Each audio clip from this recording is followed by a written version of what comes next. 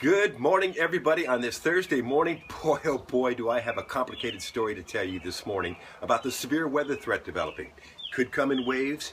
There could be around one, let's say late morning to midday. Then the atmosphere recovers in a very juicy air mass.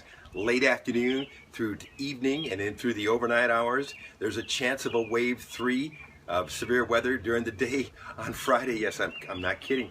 And there's also a chance of a bust. And by a bust, I mean there's also a chance that everything doesn't come together exactly the way it's supposed to in our part of the state. Also a flash flooding potential with excessive rainfall. Are you ready? Wish me luck. This is complicated, but I'm going to try to break it down for you the best I can with your toast and coffee this morning, okay? Here's the setup early this morning. Already showers and storms into West Alabama. You see those boxes in southern Mississippi and Louisiana. Those are tornado watches. We're going to have to watch this morning activity on round number 1.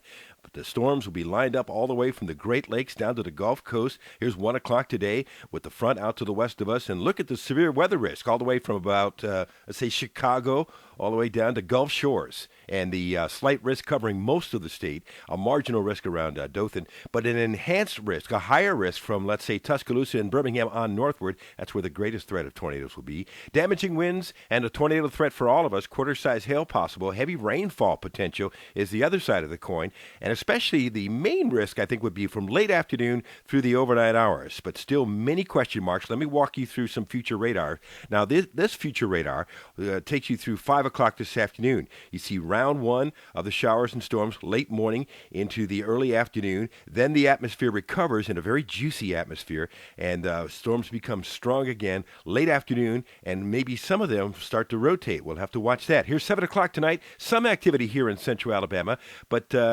more concern perhaps in the northwestern counties at that hour. At 11 o'clock tonight, it looks like from that, most of the activities in northwest Alabama and central Alabama is starting to get into the action. 2 o'clock in the morning, more of that continues. So a lot of question marks on the timing of this event. It continues through the overnight hours. There's 5 o'clock in the morning. That looks like a very active radar, central and especially southeast Alabama. And that includes the 10 o'clock hour when we look at southeast Alabama under the gun. But we may not be done yet because there could be more development during the day on Friday. And by late Friday afternoon, we could be looking at some more strong to severe storms in parts of central and southeast Alabama. So a very complicated severe weather event. In fact, the Storm Prediction Center has a slight risk of severe weather covering much of central and southeast Alabama during the day on Friday as well. So let's talk about the other thing, the flood potential. All of the our state and surrounding states under a flood threat, a flash flood watch. Rainfall amounts could be 2 to 4 inches. Here's one of the models, and certainly 2 to 4 inches looks good. You can see some of the heavier totals down in South Alabama and the northwestern Florida panhandle. So flooding potential certainly there.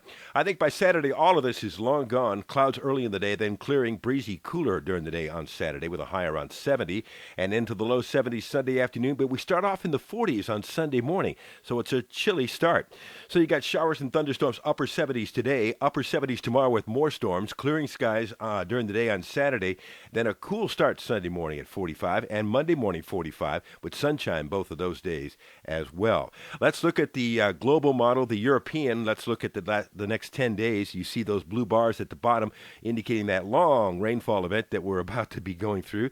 There's those chilly mornings on Sunday and Sunday of Monday morning, and also again on Wednesday morning. There's another storm system late next week around Friday. Very soon, I'll be doing my severe weather coverage and all of my weather from Blue Water Broadcasting. We're about 4 days away. We'll be doing some live streaming during severe weather, and that's the building right there that I will be working at starting on Monday. Very excited about my new job, which is starting very soon.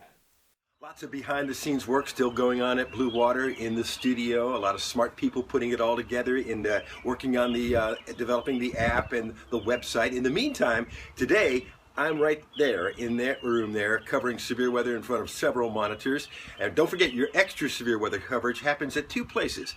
On my Facebook group, Rich Thomas Weather, and also on my Twitter account, @RichForecaster. That's where the warnings are automatic as well.